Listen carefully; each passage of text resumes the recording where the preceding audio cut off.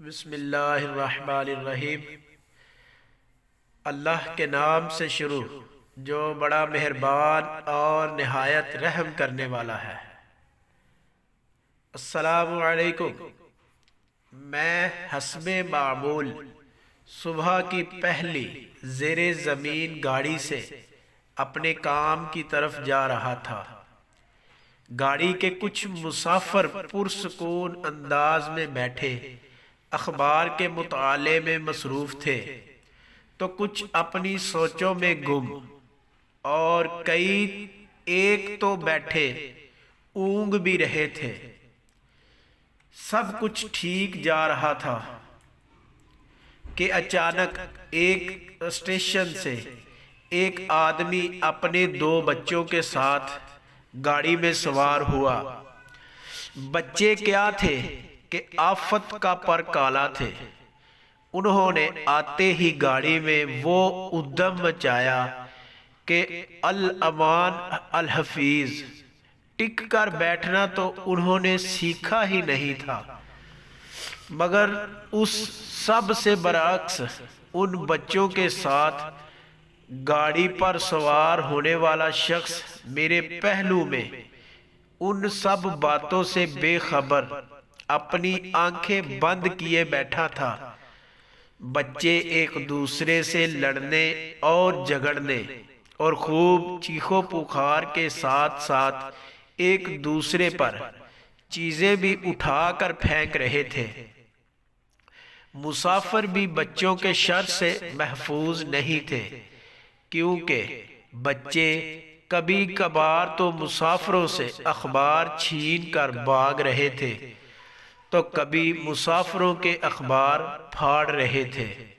جب یہ شخص ان سب باتوں سے بے نیاز، بے حس اور ساکن بیٹھا تھا، مجھے یقین نہیں آ رہا تھا کہ اس دنیا میں کوئی شخص اتنا بھی احساس سے عاری اور اس قدر گھٹیا ہو سکتا ہے کہ بچوں کو ادھم مچانے کی کھلی چھٹی دے کر بیٹھ جائے۔ میرا صبر جواب دے گیا۔ میں نے اس شخص سے مخاطب ہو کر کہا، جناب، آپ کے بچوں نے پوری گاڑی میں سوار لوگوں کے ناک میں دم کر رکھا ہے۔ آپ کس مٹی کے بنے ہوئے ہیں کہ آپ پر اس سب کچھ کا ذرا برابر بھی اثر نہیں ہو رہا؟ آدمی نے اپنی آنکھیں کھولی اور گرد و نواح پر ایک نظر ڈالی اور سب کچھ ایسے دیکھا گویا پہلی بار یہ سب کچھ دیکھ رہا ہو۔ اس نے بڑی نرمی سے کہا، جی آپ بالکل ٹھیک کہہ رہے ہیں، مجھے اس صورتحال کا تدارک کرنا چاہیے۔ ہم لوگ ابھی ایک ہسپتال سے آ رہے ہیں جہاں گھنٹہ بھر پہلے ان بچوں کی ماں کا انتقال ہو گیا ہے۔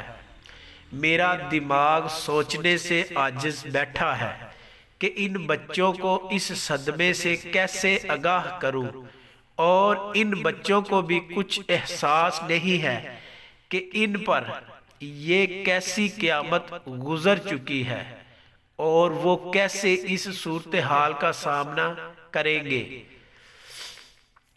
آپ اس بات کا خود اندازہ کیجئے، یہ سب کچھ سن کر میرا کیا حال ہوا ہوگا۔